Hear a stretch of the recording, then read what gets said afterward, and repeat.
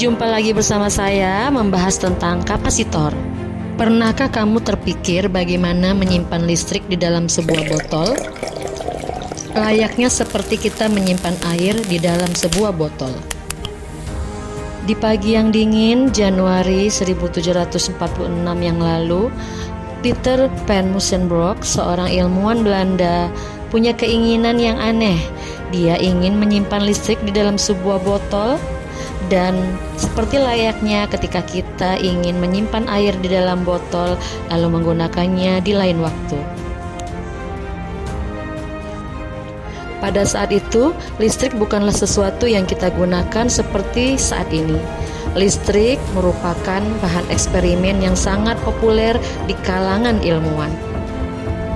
Tahukah kamu bagaimana hasil percobaannya?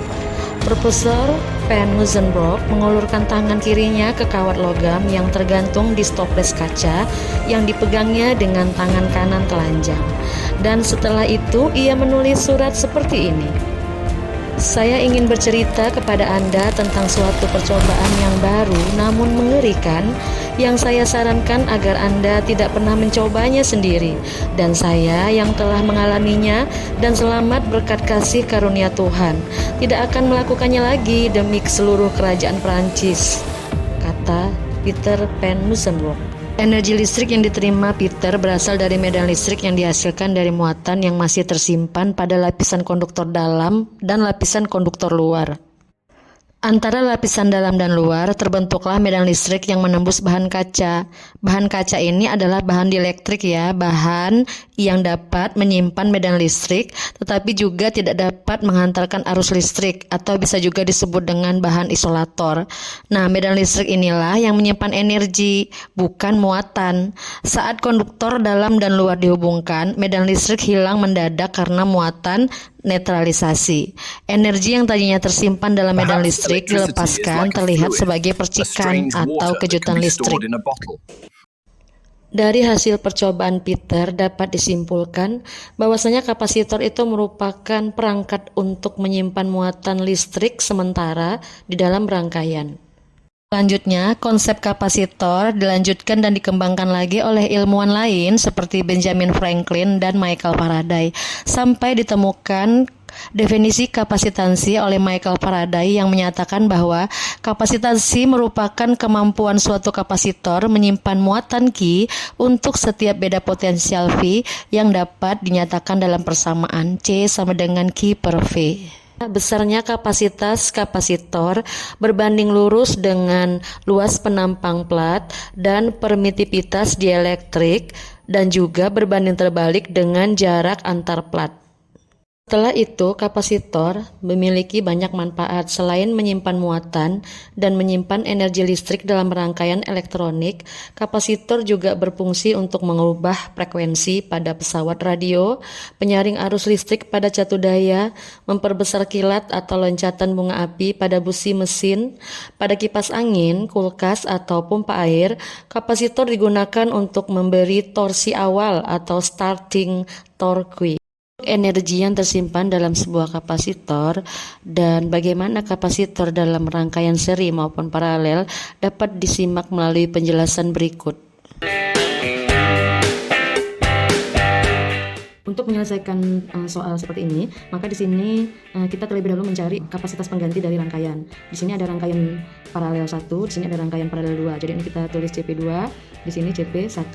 Nah, untuk mencari CP1 itu adalah C1 ditambah dengan C2, yaitu 4 mikrofarad ditambah dengan 4 mikrofarad sama dengan 8 mikrofarad. Kemudian CP2-nya adalah C4 ditambah dengan C5.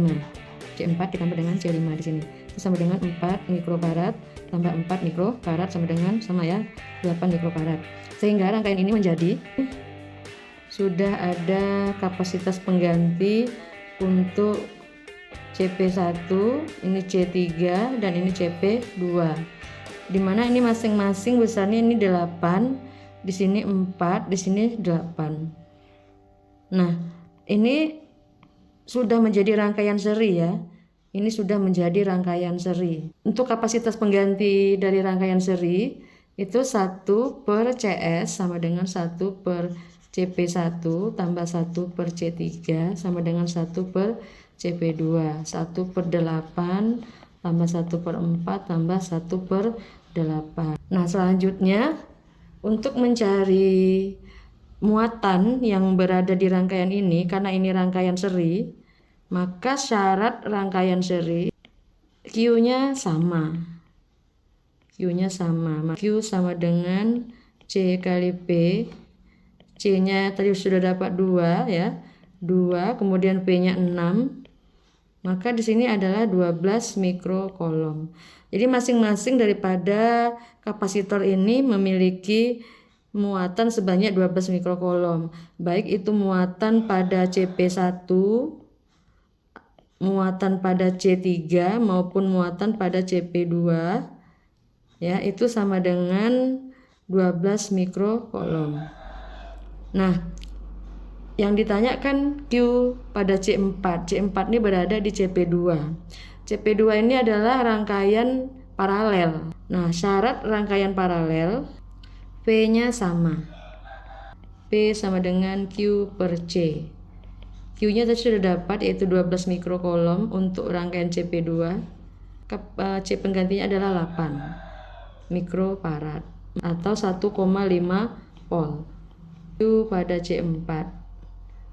Q ya, C-nya tadi adalah 4 mikrofarad, kemudian P-nya adalah 1,5 volt. Ini hasilnya adalah 6 mikrokolom. Ini adalah muatan 4. Ya, E sama dengan setengah daripada CP kuadrat. Maka di sini 2 kali 2,25 sama dengan 4,5. Ini kan masih dalam satuan mikro ya di sini, maka di sini 4,5 kali 10 pangkat min 6 joule. Inilah energi yang berada di kapasitor 4.